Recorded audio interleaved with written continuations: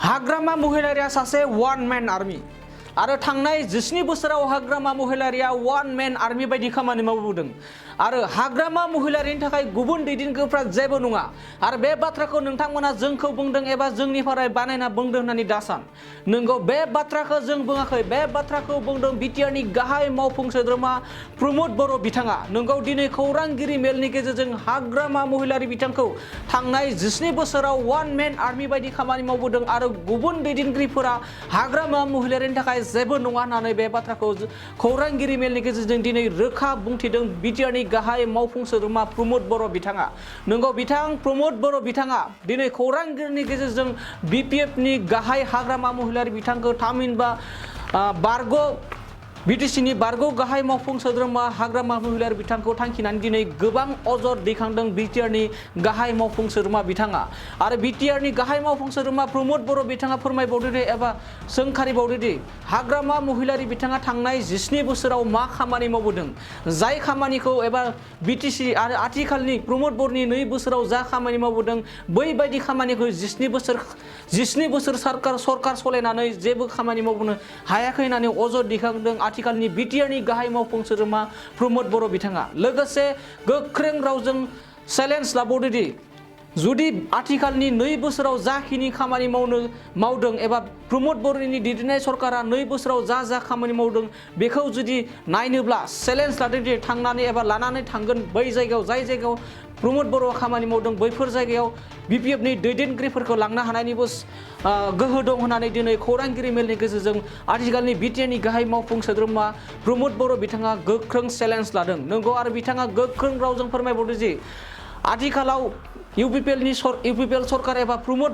बर' दैदेननाय सरकारा जाबायदि खामानि मावनो थांगासिनो दं बेखौ फैबाय थानाय 100 बोसोरावबो बिपिएफ दोलोआ बे खामानिखौ मावनो हानाय नङा होनना बुंदों नंगौ फिन नोंथांमोनखौ आं फोरमायनो सानबावदि बिपिएफ एबा इउपिपिएल सरकारा जाबायदि खामानि दायो मावनो थांगासिनो दं बै खामानि मावनायखौ बिपिएफ दोलोआ फैबाय थानाय 100 बोसोरावबो बे खामानिखौ मावनो हानाय नङा होननानै प्रमद बर' एबा बिटिआरनि गाहाय मावफुं सोद्रोमा बिथाङा दिनै खौरांगिरि मेलनि गेजेरजों रोखा फोरमायदों नंगौ दिनै खौरांगिरि मेलनि गेजेरजों बिटिआरनि गाहाय मावफुं सोद्रोमा प्रमद बर'आ हाग्रामा महिलारिनि दैदेननाय बिपिएफ दोलोखौ गोबां सोंखारिनाय आरो गोबां अजद दैखांदों जे थांनाय 17 बोसोराव हाग्रामा महिलारि बिथाङा वान मैन आर्मी बायदि खामानि मावबोदों होनना बुंदों आरो हाग्रामा महिलारिनि थाखाय गुबुन दैदेनगिरिफ्रा जेबो नङा खामानि मावनो हाया बिनि अनगायै होननानै दिनै बिटिआरनि गाहाय मावफुं सोद्रोमा प्रमद बर' बिथाङा रोखा फोरमायनायखौ दिनै खौरांगिरिनि मेलनि गेजेरजों फोरमायदों लोगोसे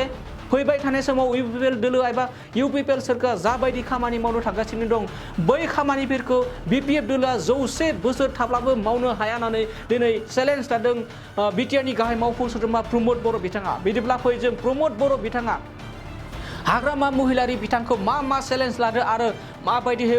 अजद दैखांदो जों मिथिना लानि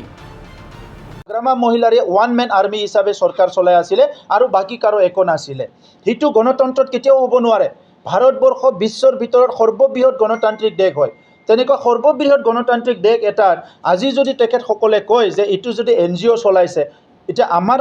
আমাৰ যিটো চৰকাৰ আছে যিটো বড়োলেণ্ডৰ যিটো গেপ আছে যিটো মানে প্যাৰামিটাৰ্ছবিলাক যিটো ডাউন হৈ আছে ইয়াত মানে হেল্থ সেক্টৰত বহুত ডাউন হৈ আছিলে ইয়াত এডুকেশ্যনত বহুত ডাউন হৈ আছিলে লাইভলিহুড মেনেজমেণ্টত ডাউন হৈ আছিলে ৰুৰেল ডেভেলপমেণ্টৰ অৱস্থা ভাল নাছিলে আজি তেখেতসকলৰে মানুহবিলাকে সদনত কৈ আছে এছেম্বলিত কৈ আছে ডেভেলপমেণ্ট দেখা নাই আমাৰ চৰকাৰটো 2 বছৰহে হৈছে তেখেতসকলেতো 17 বছৰ কৰিছিলে ৰাস্তা এটা বনালি কি 2 বছৰত শেষ হৈ যায় নেকি দলং এটা বনালি 2 বছৰত শেষ হৈ যায় নেকি কিবা এটা ভাল কাম কৰিলে হি 2 বছৰত শেষ হৈ যায় নেকি তেখেতসকলে 17 বছৰত কৰা নাই হিতুহে দেখা নাই তেখেতসকলে আমিতো 2 বছৰত বহুত আৰম্ভ কৰি